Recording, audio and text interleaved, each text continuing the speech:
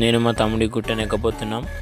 అలా నేను మా తమ్ముడు గుట్టెక్కాం. కొంచెం అలా కష్టమైన దారుల్లో అలా దాటుకొని వెళ్ళాం. మా చిన్నోడు కూడా అతి కష్టమైన గుట్టెక్కాడు. వ్యూ చూడండి ఎంత అందంగా ఉంది, చాలా బాగుంది కదా. దారి చూడండి ఎంత భయంకరంగా ఉంది, పెద్ద పెద్ద రాళ్ళు. కాలు కొంచెం స్లిప్ అయినా మనం కింద పడిపోతాం. అలా నేను మా చిన్న తమ్ముడు అతి కష్టమైన పెద్ద పెద్ద రాళ్ళు ఎక్కా.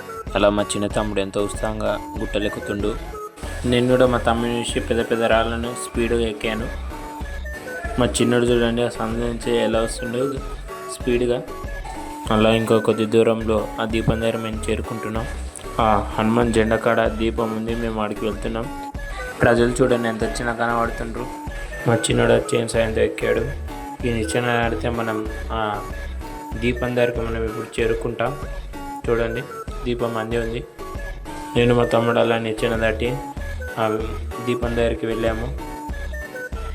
అలా మీదికి వచ్చి ఆ దీపం దగ్గరికి స్పీడ్గా వెళ్ళాను.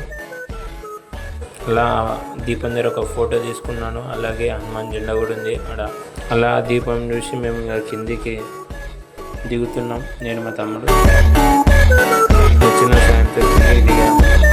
నేను మా తమ్ముడు వచ్చిన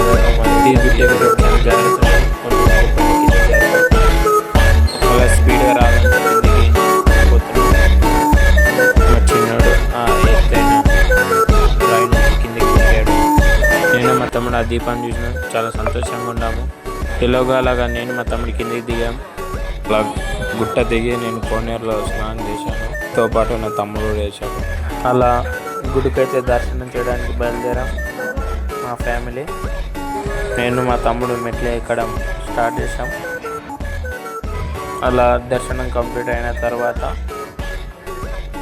అలా తిరిగాము. నేను మా తమ్ముడు తర్వాత 6 లడ్లు కొన్నాం, ఒకటొకటి 15 రూపీస్. దర్శనం కంప్లీట్ చేసుకొని మేము మెట్లయితే దిగడం జరిగింది. అలా నేను మా తమ్ముడు గుడికి ముందర అలా కొన్ని ఫోటోలు దిగాము.